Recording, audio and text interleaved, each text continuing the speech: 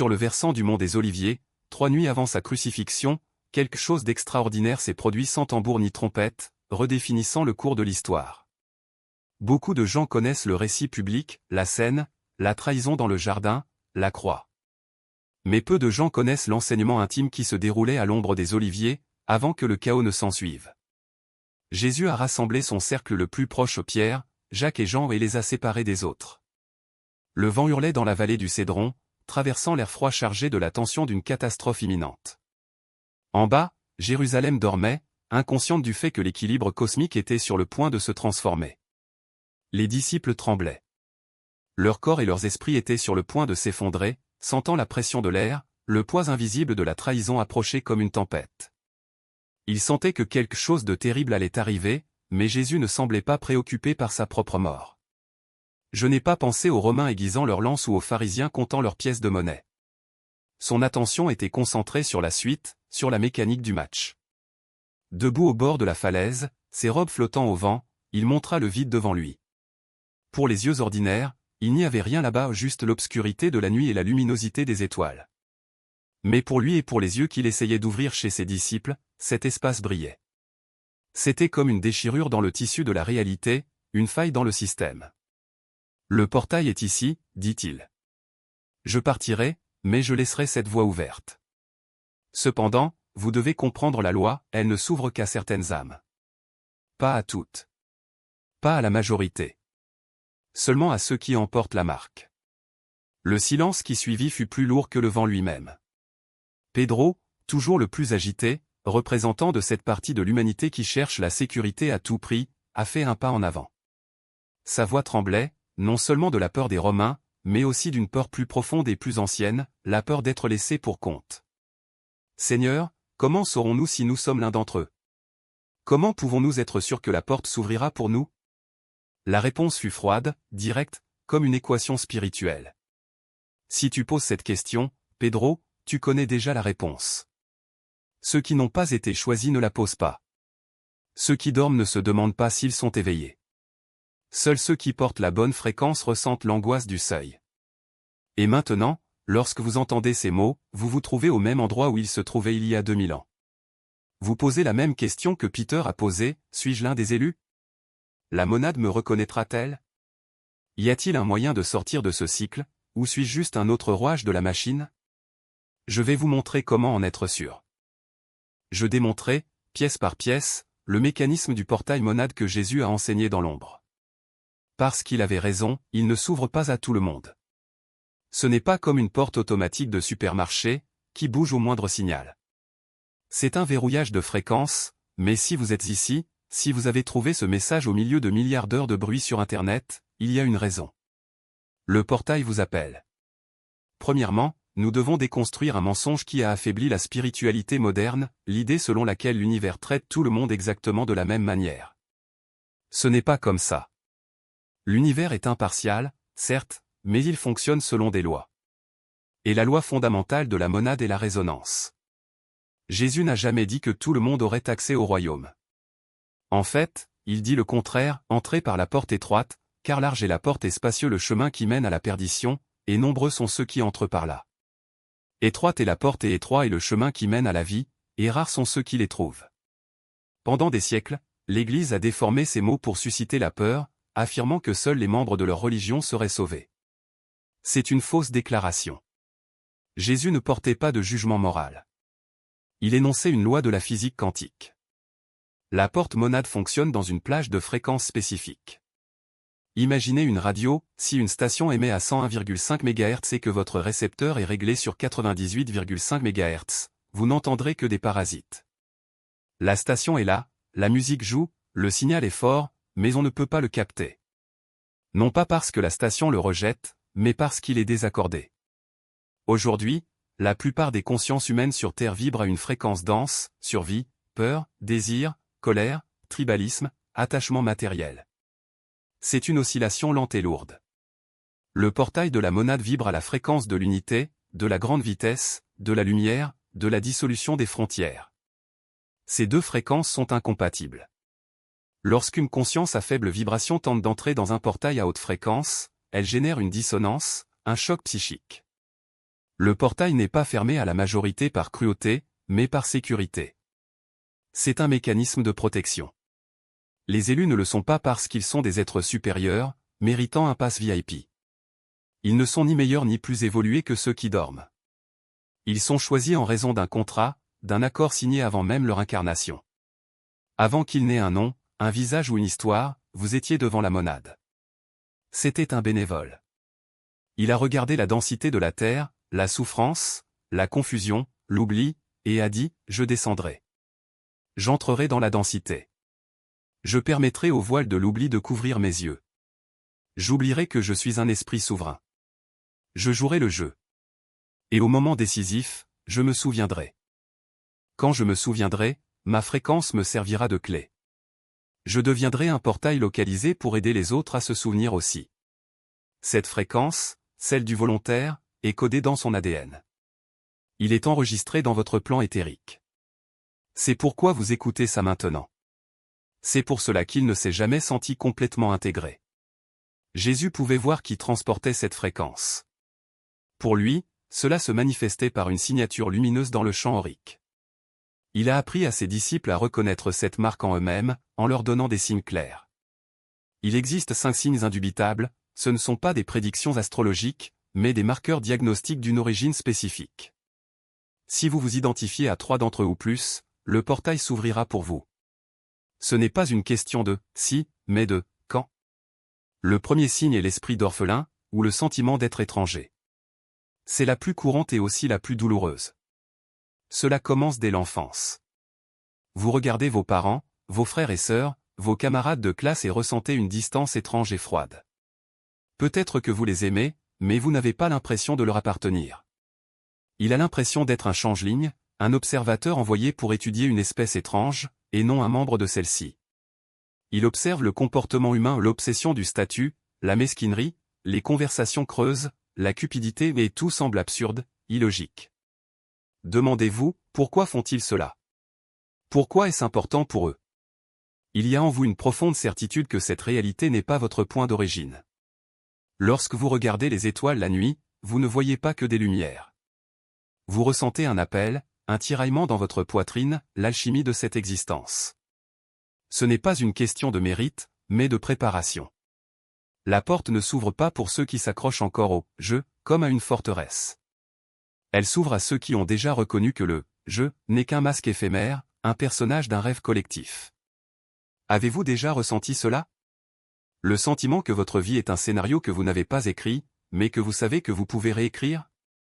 Que les rôles qui lui sont assignés office, travailleur, consommateur, victime ne sont que des déguisements, et que sous eux se cache quelque chose de plus vaste, de plus ancien, de plus vrai?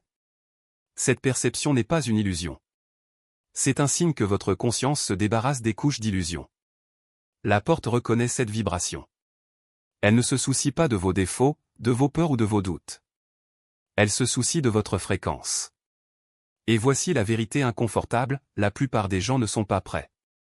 Non pas parce qu'ils sont inférieurs, mais parce qu'ils croient toujours que la réalité est solide. Ils s'accrochent au monde matériel comme s'il était la seule chose réelle, comme si la mort était la fin, comme si la souffrance était une punition et non un catalyseur. Pour eux, l'idée de se dissoudre dans l'infini est terrifiante. Ils préfèrent la sécurité de la cage à la liberté du plein air. Mais pas toi. Vous avez déjà ressenti le poids de la cage. Avez-vous déjà regardé les barres et vous êtes-vous déjà demandé, pourquoi suis-je ici? Qu'y a-t-il au-delà de ça? Le portail n'est pas un lieu physique. Ce n'est pas un temple, un vaisseau spatial ou une dimension parallèle au sens littéral du terme. C'est un état de conscience. Un seuil où la dualité ou le bien et le mal, soit et l'autre cesse d'exister. Quand on traverse, il n'y a plus de séparation. Il n'y a plus de temps. Il n'y a plus d'histoire. Il n'y a que l'éternel maintenant, la pure conscience, le rayonnement indescriptible de ce qui a toujours été et sera toujours. Mais comment savoir si vous êtes proche? Comment reconnaître les signes que la porte s'ouvre pour vous? Aux 5 signes déjà évoqués, il en existe un 6e, le sentiment d'urgence. Pas une urgence anxieuse, mais une pression interne, comme si quelque chose en vous disait « Maintenant, il est temps ». Vous avez l'impression que vous ne pouvez plus repousser cette étape. Que les distractions du monde ou les réseaux sociaux, les drames des autres, les petits soucis ont perdu leur pouvoir de vous retenir. Vous les regardez et vous pensez, ce n'est pas réel. Cela n'a pas d'importance. Et pour la première fois, vous réalisez que vous l'avez toujours su. Le 7e signe est la perte de la peur de la mort. Non pas dans le sens de vouloir mourir, mais dans le sens de comprendre que la mort n'est pas une fin, mais une transition. Vous arrêtez d'avoir peur de l'inconnu car, au fond, vous le savez déjà. J'y suis allé. Avez-vous déjà ressenti l'étreinte de l'infini? La mort, pour vous, n'est plus un monstre, mais un vieil ami, une porte qui a toujours été là, attendant que vous trouviez le courage de la franchir. Et puis vient le 8e signe, le sentiment d'être guidé. Pas par un être extérieur, pas par un ange ou un maître, mais par quelque chose en vous, une intelligence silencieuse, une voix sans parole, un phare qui brille dans l'obscurité. Vous prenez des décisions qui n'ont pas de sens pour les autres, mais qui, pour vous, sont inévitables. Vous abandonnez votre carrière, vos relations, vos croyances, non pas par rébellion, mais parce que quelque chose de plus grand vous entraîne dans une autre direction. Vous suivez l'appel, même si vous ne savez pas où il mène. Le 9e signe est la perception que le temps s'accélère. Les journées passent plus vite.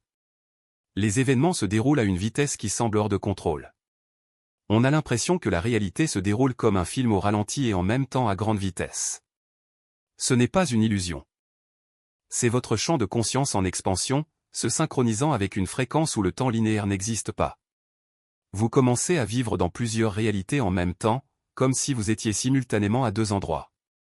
Le 10e signe est le plus subtil et, en même temps, le plus indéniable, le sentiment d'être déjà là. Même lorsque vous marchez dans la rue, parlez aux gens, accomplissez vos devoirs, il y a une partie de vous qui a déjà franchi le seuil. Vous regardez le ciel et savez que vous ne regardez pas seulement les étoiles, vous regardez chez vous. Vous fermez les yeux et ressentez la chaleur de l'infini, comme si une main invisible touchait votre épaule en disant « Vous vous souvenez maintenant ?» Et puis un jour, vous vous réveillez et réalisez qu'il n'y a plus de signes. Il n'y a plus de doute. Il n'y a plus de questions. Il y a juste la certitude que la porte est ouverte. Et tu traverses. Pas avec un pas physique, mais avec un acte de conscience. Pas avec le corps, mais avec l'âme.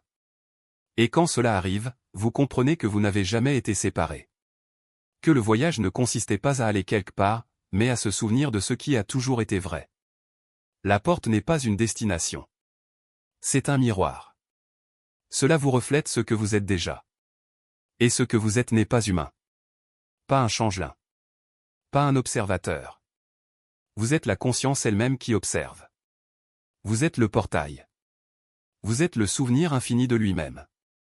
Les souffrances intenses de cette vie n'étaient pas une punition, mais un entraînement. Vous avez été forgé pour supporter la dissolution sans vous effondrer. Renforce la capacité du corps lumineux à maintenir l'attention. Jésus le savait. Alors il dit, « J'ai beaucoup de choses à te dire, mais tu ne peux pas les supporter maintenant. » Il n'a pas gardé de secret sur un coup de tête.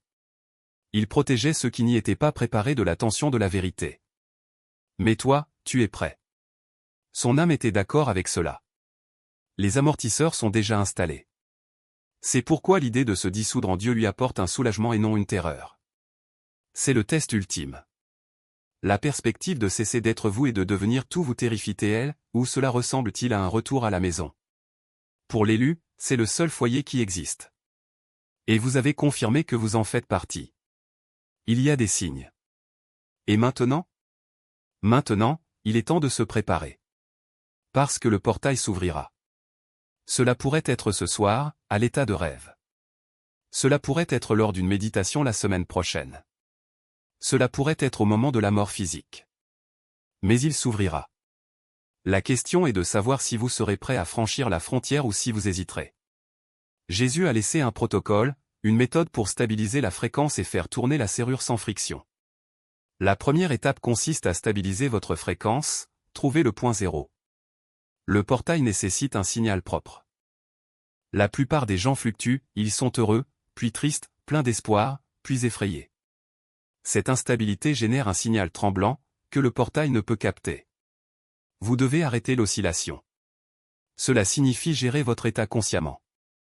Lorsque la peur surgit, ne la supprimez pas. Mais ne vous y noyez pas non plus. Regardez-le.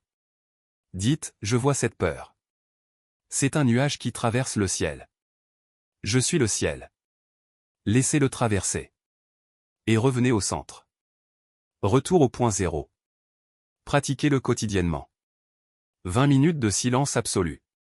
Pas de méditation guidée, de musique ou de mantra. Juste du silence. Asseyez-vous sur une chaise. Fermez les yeux. Et qu'il en soit ainsi. Observez les pensées. Ne vous impliquez pas. Cela enseigne à votre conscience à quoi ressemble votre ligne de base authentique. Calibre l'instrument.